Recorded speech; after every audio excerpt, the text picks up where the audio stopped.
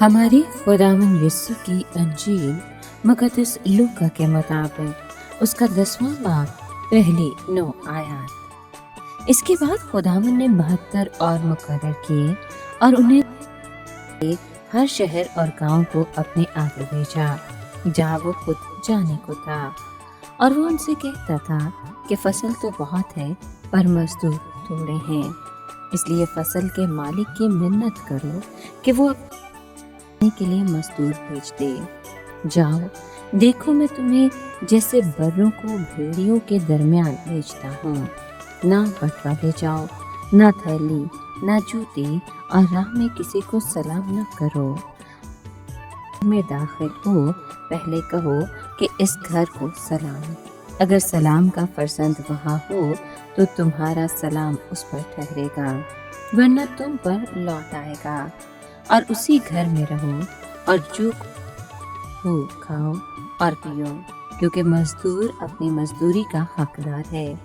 घर घर ना फिर, और जिस किसी शहर में दाखिल हो और जहाँ तुम्हें कबूल किया जाए तो जो कुछ तुम्हारे सामने रखा जाए और वहाँ के बीमारों को शिफा दो, और उनसे कहो कि खुदा की बादशाही तुम्हारे नजदीक आ पहुँची है। पाक कलाम के पढ़े और सुने जाने पर खुदावंद की बरकत हो। खुदा का अजीज दोस्तों, आज पाक माँ कैथोलिक कलीसिया बड़ी शादमानी और ईमानी जज्बात के साथ मुक़द्दस लूका अंजील नवीस की ईद मनाती है। मुक़द्दस लूका नए बहुत ही जानदार और शानदार शख्सियत है। आप गैर यहूदी और मुक़द्दस पौलुस रसूल के साथ ही थे। अबाए कलीसिया इस बात की निशानदही करती है कि मुक़द्दस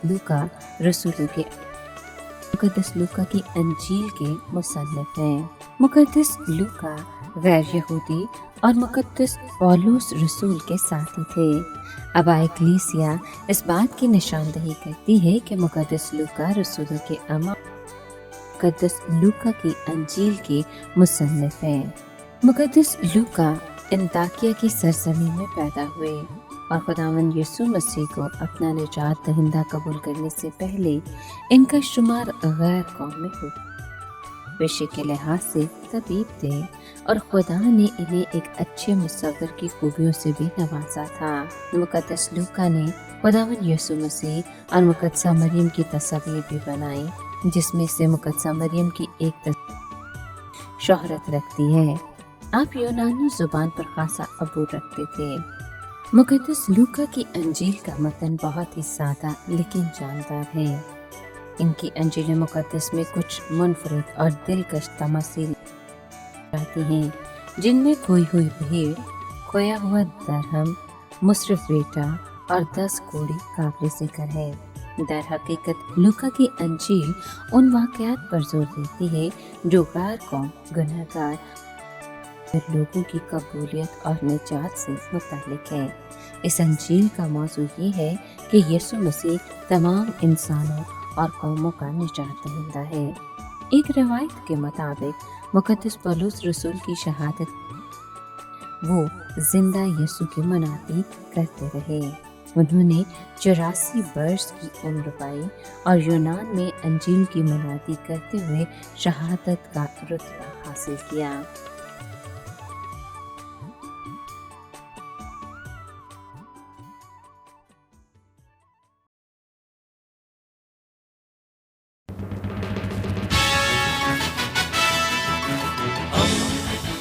दोस्ती का पैगंबर रेडियो वेरितास एशिया।